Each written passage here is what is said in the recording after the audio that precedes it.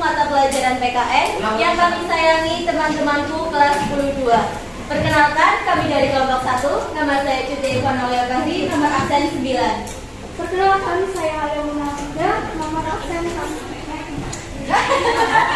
Pada kesempatan kali ini, kami akan memaparkan salah satu materi PPKN pada semester 2, yakni tentang nasionalisme dan patriotisme. Sebelum kami mulai pemaparan pada kali ini, silakan teman-teman buka LKS halaman 43 dan buku paket halaman 170. Yang kedua, sesi tanya jawab akan dimulai setelah materi selesai disampaikan. Baik, kepada penyanyi 1, dipersilakan. Terima kasih. Jadi pembahasan pertama kita akan membahas kebangsaan. Nah, berdirinya bangsa Indonesia dengan tegak itu didirikan oleh pendiri-pendiri yang tokoh-tokoh pendiri. Nah, pembahasan pertama kita akan membahas paham kebangsaan.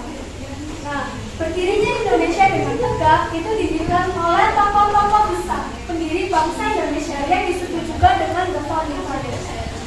Padanya mana, A? Nah, sebelumnya saya akan bertanya, ada yang tahu nggak itu rumusan yang dirumuskan oleh Soekarno kapan dan di mana? Ada kaitannya dengan silakan di saat sidang BPUPKI tanggal 1 Juli 1945. Nah, betul sekali. Soekarno menyampaikan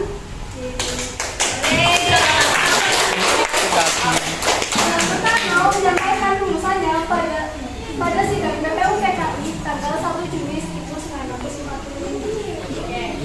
Soekarno menyatakan bahwa kebangsaan itu erat kaitannya dengan persamaan orang atau suatu wilayah atau tempat.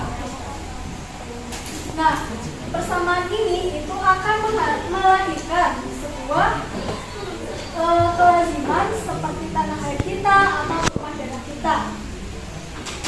Menurut Soekarno, bangsa Indonesia itu tidak hanya meliputi satu daerah saja, melainkan kebangsaan itu meliputi seluruh tanah air, seluruh suku bangsa, seluruh etnis, seluruh budaya yang ada di wilayah teritorial Indonesia ini. Nah, ini itu menjadi landasan pentingnya. Betapa pentingnya itu persatuan Indonesia, kecintaan Indonesia, dan turut menjaga keutuhan NKRI. Nah, selanjutnya itu ada nasionalisme. Sebelumnya ada yang tahu nggak nasionalisme itu apa? Ya, silakan. Nasionalisme adalah rasa cinta terhadap tanah air itu sendiri. Terima kasih. Ya, betul sekali. Bisa juga nasionalisme itu merupakan suatu paham yang menganggap kesetiaan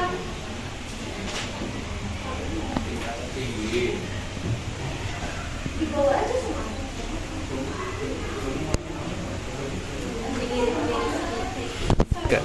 Nah, betul sekali. Nasionalisme juga bisa disebut dengan kesetiaan TNI. Sudah disebut. Nah, betul sekali. Nasionalisme juga bisa disebut sebagai suatu paham yang menganggap kesetiaan tertinggi harus diberikan kepada bangsa atau negara tersebut. Nasionalisme itu dibagi menjadi beberapa bentuk. Nah, apakah ada yang tahu bentuk-bentuk nasionalisme itu apa? Apa sih? Nasionalisme itu dibagi menjadi dua. Satu, nasionalisme dalam arti sempit dan nasionalisme dalam arti luas. Betul. Tapi ada juga bentuk-bentuk nasionalisme itu dibagi menjadi 6. Yang pertama itu nasionalisme kewarganegaraan, nasionalisme etnis, nasionalisme budaya, nasionalisme agama, nasionalisme kenegaraan, dan nasionalisme romantis. Yang pertama, nasionalisme kewarganegaraan. Nah, apa sih nasionalisme kewarganegaraan itu? Nasionalisme kewarganegaraan itu nasionalisme yang mendapatkan kebenaran dari partisipasi aktif warga negara tersebut. Nah, yang kedua itu nasionalisme etnis. Nasionalisme etnis itu nasionalisme yang mendapatkan kebenaran politiknya melalui etnis atau budaya yang ada pada suku tersebut. Nah, lalu ada nasionalisme agama. Nasionalisme agama itu nasionalisme yang Kedudukannya atau yang kebenaran politiknya didapat dari agama-agama yang dianut oleh warga negara tersebut. Lalu ada nasionalisme,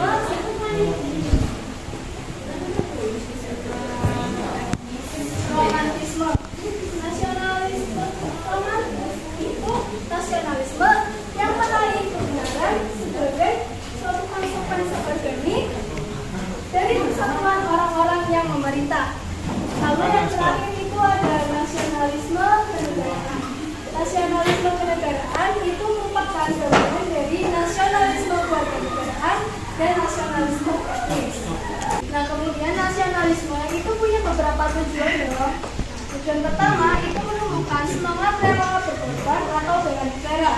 Yang kedua itu menghilangkan rasa ekstremisme atau tuntutan yang berlebihan dari warga negara. Yang ketiga itu mempertegas tali persaudaraan antar sesama masyarakat. Kemudian kami akan menjelaskan patriotisme yang selanjutnya akan dibahas oleh teman saya di bagian satu.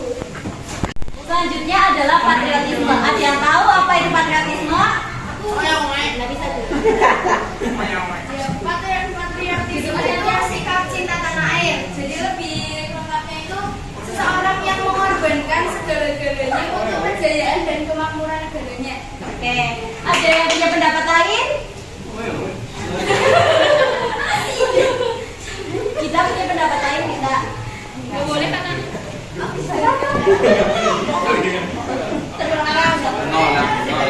Jadi kesimpulannya, patriotisme adalah semangat seseorang dalam mencintai tanah airnya. Lalu apa sih bedanya dengan nasionalisme? Nah, patriotisme itu sendiri muncul setelah terbentuknya bangsa yang telah dilandasi oleh nasionalisme.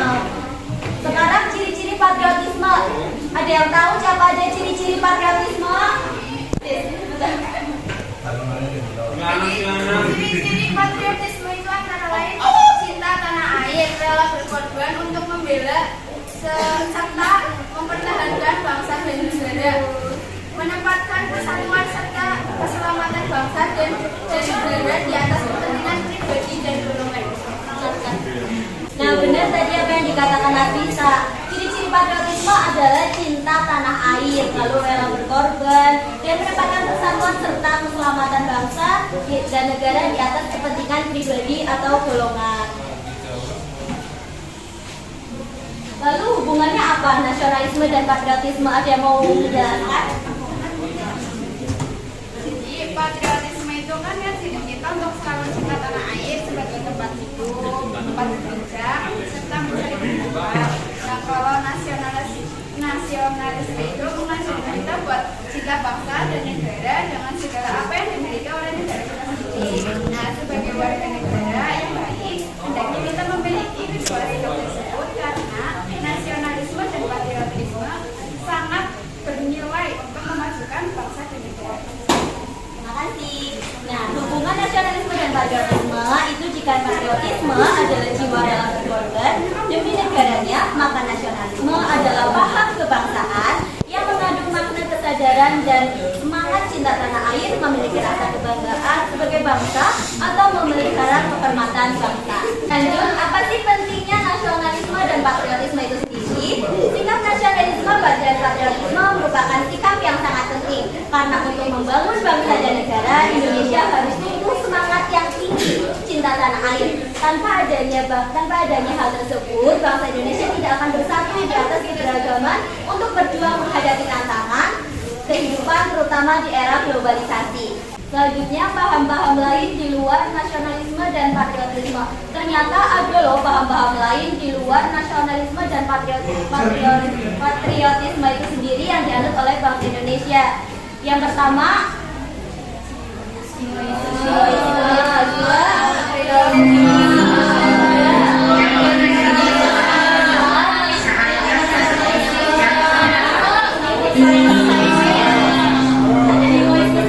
berasal dari Britania Raya, yakni sikap semangat yang berapi-api untuk berperang melawan bangsa lain. Lalu Calvinisme Nasionalisme yaitu berasal dari Prancis, sikap berlebihan dalam mengagungkan dan mencintai bangsanya sehingga sering bersikap agresif terhadap bangsa lainnya. Yang ketiga, imperialisme berasal dari Portugis dan Spanyol. Imperialisme adalah sikap dinoisis yang diwujudkan dengan menaklukkan, menguasai, memerintah, dan menjajah bangsa lain. Selanjutnya adalah internasionalisme. Internasionalisme berasal dari Prancis, yakni sikap menghargai bangsa lain dan menyelenggarakan pemerintahan sendiri, tetapi tanpa meremehkan hak, kebutuhan, dan kedaulatan bangsa lain. Yang selanjutnya adalah universalisme, yakni berasal dari Amerika, yakni sikap hidup di tengah-tengah komunitas bangsa lain, berusaha terlibat dan memberikan sumbangan yang berarti bagi dunia internasional tanpa memisahkan diri dari bangsa lain. Oke, selanjutnya itu adalah warga negara dalam mementingkan nasionalisme dan patriotisme. Nah, dari sini ada yang bisa menyebutkan salah satu contoh dari peran warga negara dalam meningkatkan patriotisme dan nasionalisme. Ya, peran warga negara dalam meningkatkan nasionalisme dan patriotisme bisa dilakukan dengan cara: satu, menghindari aktivitas yang bersifat provokatif serta tidak memiliki kebenaran atau tidak mampu dipertanggungjawabkan. Ya, betul sekali. Terima kasih jawabannya untuk Niki. Dari teman-teman yang lainnya, apakah ada yang punya pendapat lain? Silakan mengajukan bisa membeli produk dalam negeri sama mengikuti PON. Betul sekali. Nah, selain Sakit dan Niki, apakah ada yang ingin mengutarakan pendapatnya? Tidak ada. Jadi di sini ada peraturan warga negara dalam meningkatkan nasionalisme dan patriotisme. Contohnya, menghindari aktivitas yang bersifat provokatif serta tidak memiliki kebenaran atau tidak mampu mempertanggungjawabkan. Yang kedua, aktif dalam menyumbangkan usulan, gagasan, tanggapan, kritik, serta saran dalam melaksanakan penyelenggaraan negara. Yang ketiga, menjalankan serta mempertahankan aktivitas yang memiliki kerukunan yang berada di dalam masyarakat seperti dalam kegiatan pernikahan, pelatihan, syukuran, atau kematian. Yang keempat, melakukan siskamling serta kerja bakti. Yang terakhir, itu senantiasa memelihara ketertiban di dalam masyarakat melalui cara yaitu menaati peraturan yang sudah ada dan yang sudah disepakati oleh bersama. Nah, demikian presentasi yang dapat kami sampaikan. Setelah penyampaian materi, kami akan membuka sesi tanya jawab. Silakan yang ingin bertanya, kami batasi pertanyaannya 3 pertanyaan. Safa, silakan.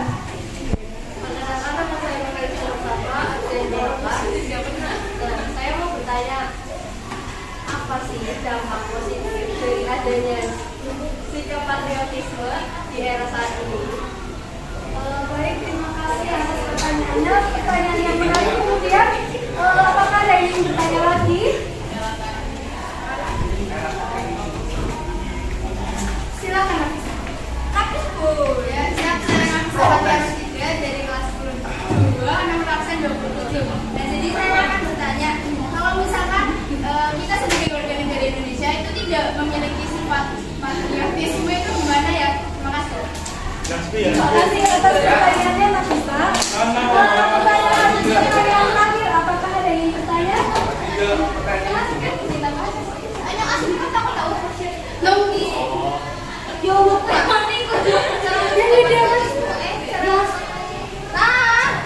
Jadi dalam nasionalisme dalam arti itu kan ada chauvinisme kan? Nah itu bagaimana sih cara menyikapi jika ada orang yang bersikap seperti itu?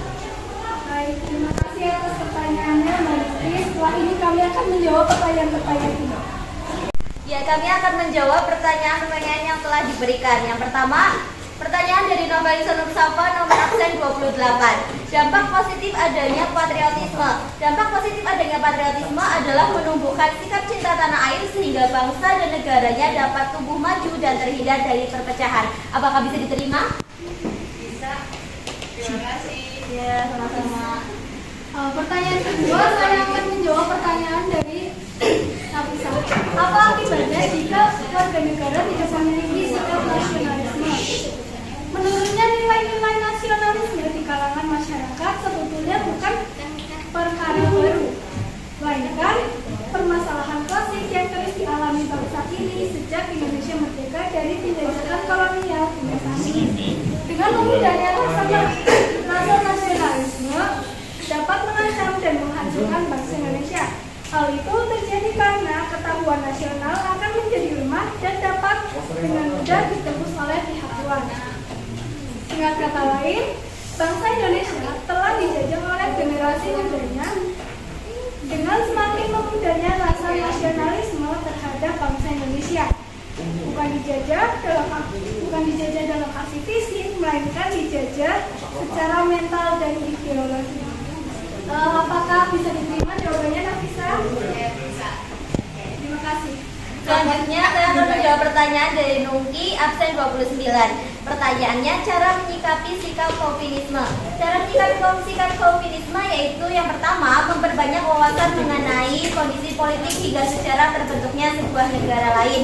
Yang kedua, mencoba berpikir mengenai sebuah negara dari sudut pandang yang lain. Yang ketiga, memperbanyak pengetahuan tentang jasa negara lain dalam perkembangan negaranya. Yang keempat, mencoba memahami bahwa sebagai sebuah negara selalu berdampingan dengan negara lain dan tidak dapat hidup sendiri. Apakah bisa diterima? Ya, bisa. Terima kasih. Ya, baik, sekian presentasi dan pertanyaan yang kami jawab dan yang kami utarakan. Sebelumnya mohon maaf jika kami ada kesalahan kata atau kesalahan yang dapat menyinggung teman-teman sekalian. Sekian, terima kasih. Wassalamualaikum Warahmatullahi wabarakatuh.